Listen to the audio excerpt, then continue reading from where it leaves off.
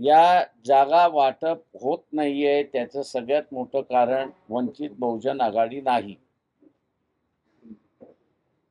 काँग्रेस आणि उद्धव ठाकरे शिवसेना यांच्यामध्ये 10 जागेंवरनं मतभेद आहेत. या 10 जागा काँग्रेसही मागते आणि या जागा उद्धव ठाकरे शिवसेनाही मागते. अनेक राऊंड चर्चा झाल्या, परंतु एकमेकाला सीट सोडायला तयार नाहीत अशी परिस्थिती आहे. हा एक भाग आहे. दुसरा भाग त्याच्यामध्ये 5 जागा अशा आहेत की ज्याच्यावरती शिवसेना, उद्धव ठाकरे, काँग्रेस आणि NCP शरद पवार यांच्यामध्ये शेअरिंग होत नाही. कोणाला द्यायचं? 5ही जण त्या जागा मागतात आहेत.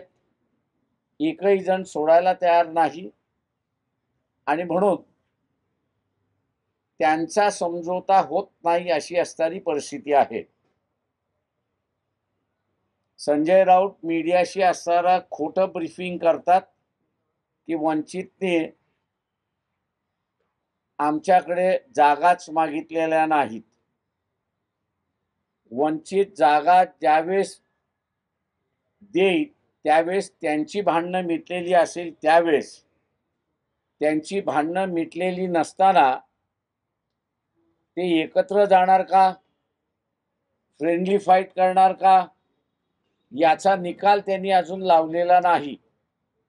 आणि त्यांनी त्यांचा निकाल न लावल्यामुळे वंचित आघाडी एवढंच म्हणते की बा आम्ही तुमच्या बरोबर आहोत, तुमचं मिटवा.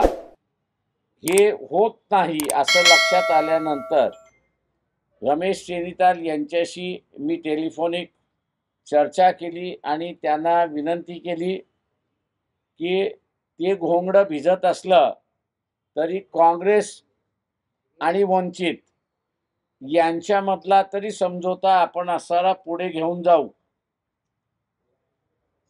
रमेश चेनिताल यांच्याकडून चर्चेला दुजोरा म्हणा किंवा पावलं उचलली पाहिजेत ती झाली नाहीत.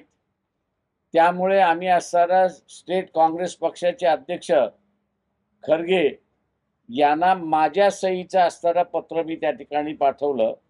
ती सगळी हकीकत त्याच्यामध्ये नमूद केली आणि त्यांना ही विनंती केली की काँग्रेस पक्षाने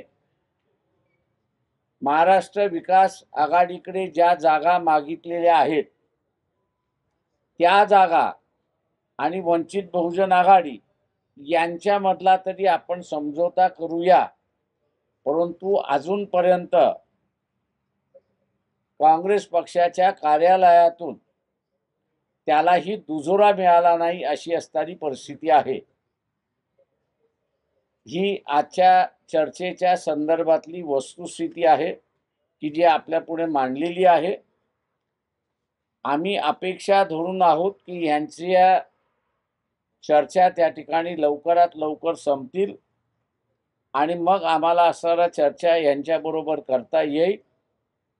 आम्ही असणारा आघाडीने लढवावं या मताशी आम्ही सहमत आहोत.